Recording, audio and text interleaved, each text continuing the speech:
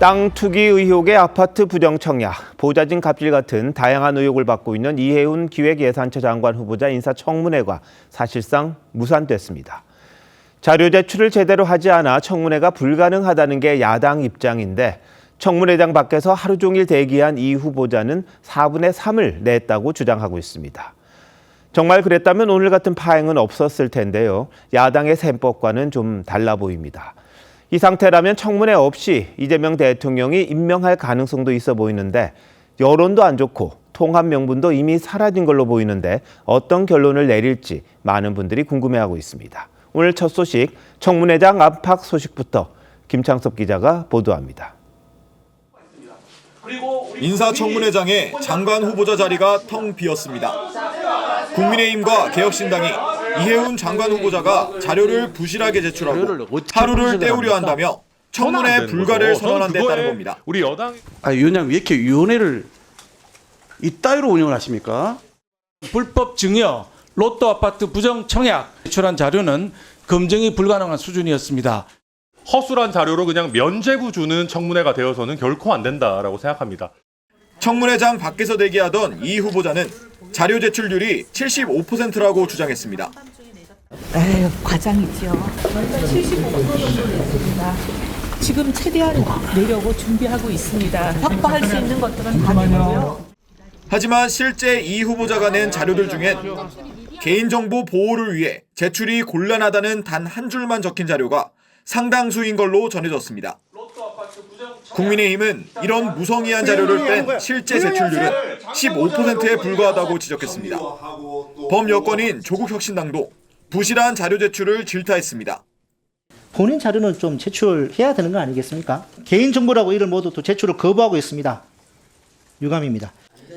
이미자 재경위원장은 결국 1시간 반 만에 자료 제출 관련 여야 협의를 주문한 뒤 정회했고 간사간이 협의할 수 있도록 정의하도록 하겠습니다. 정회를 선포합니다. 자정이면 청문회는 자동 산회됩니다. 모레까지 청문회가 추가로 열리지 않고 청문 보고서 채택이 무산되면 이재명 대통령은 재송부를 요청한 뒤 임명 여부를 결정할 수 있습니다. 현재로선 임명 강행 기류가 강한 것으로 알려졌습니다. TV조선 김창섭입니다. 이 후보자는 청문회 하루 전인 어제서야 180쪽 분량의 추가 자료를 국회에 제출했습니다. 이미자 위원장이 사흘 전 보이콧 가능성을 거론하자 뒤늦게 일부 자료라도 낸 건데요. 그 안에서도 논란이 될 만한 내용들이 추가로 나왔습니다. 변정현 기자가 자세히 설명합니다. 2023년 8월 이해운 후보자 장남은 세종시에 있는 국책연구원에 입사했습니다. 이 과정에 모친인 이 후보자 명의로 빌린 보증금 1억 6천여만 원짜리 세종시 전셋집에 무상거주했다는 의혹이 제기됐습니다. 그러자 지난 6일 이 후보자 측은 후보자의 전셋집을 사용하는 대가로 아들이 사용료를 매달 지급하고 있다고 해명했습니다. 그런데 어제 이 후보자가 국회에 제출한 주택사용료 지불서약서와 이체 내역에선 해명과 다른 정황이 드러났습니다.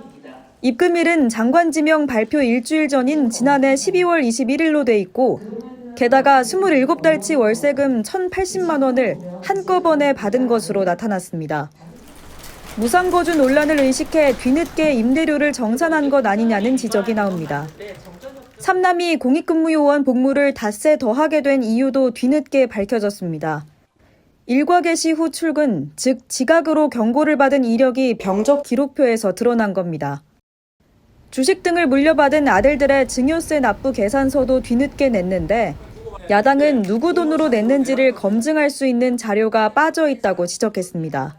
증여세 납부 현황 이런 부분은 사실은 증여세를 냈는지 안 냈는지가 중요한 게 아니라 누가 냈는지가 중요한 거 아닙니까? 그럼에도 이 후보자는 필요한 자료는 다 제출했다는 입장입니다. TV조선 변정현입니다.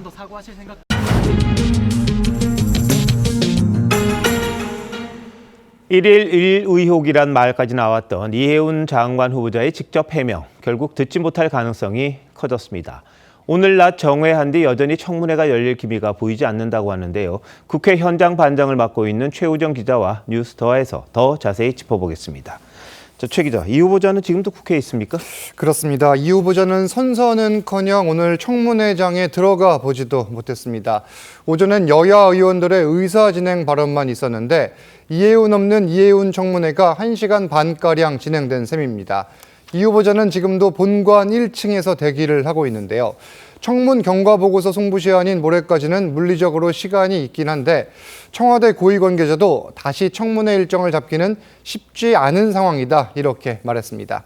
네, 그럼 청와대가 일단 재송부 요청하고 사실상 안 되면 그냥 임명한다 이런 건가요? 일단은 좀 지켜봐야 될 것 같은데 재송부 요청 기간이 열흘입니다. 상황이 바뀌지 않으면 결국엔 이재명 대통령이 임명이나 지명 철회 가운데 하나를 선택해야 합니다.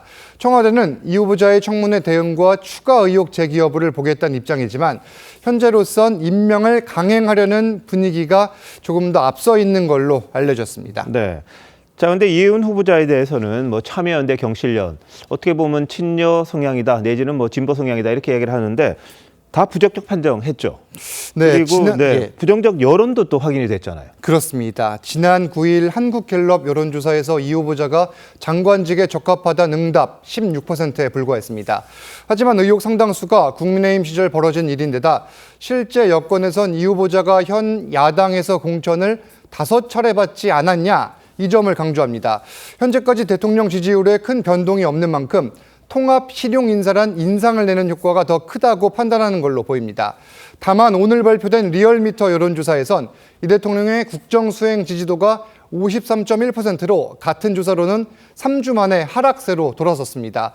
오늘 이 대통령과 여당 지도부의 만찬 회동에서도 관련 논의가 있었을 걸로 보이는데 길게는 향후 열흘 동안의 여론 추이가 임명 여부를 가를 가능성이 있어 보입니다. 네, 뭐 이해운 후보자가 선출직에는 나왔었지만 이렇게 임명직이 돼서 제대로 검증받은 건 처음이니까 그렇습니다. 그동안에 사실은 뭐 감춰있었던 것 같긴 합니다. 예. 자, 김병기 의원 관련 내용도 한번 볼까요? 오전 기자회견까지 하지만 해도 자진 탈당 없다고 그랬잖아요. 그렇죠. 몇 시간 만에 왜 바뀐 겁니까? 3시간 만에 바뀌었는데 네. 이 의원총회에서 일단 동료 의원들 손에 의해 제명당하는 상황 이만큼은 피해보려는 의도로 해석이 됩니다. 다만 이를 위해 최고의 결정만으로 제명해달라는 현행법과 배치되는 요구를 한 배경에 대해선 당내 의원들의 해석이 분분합니다.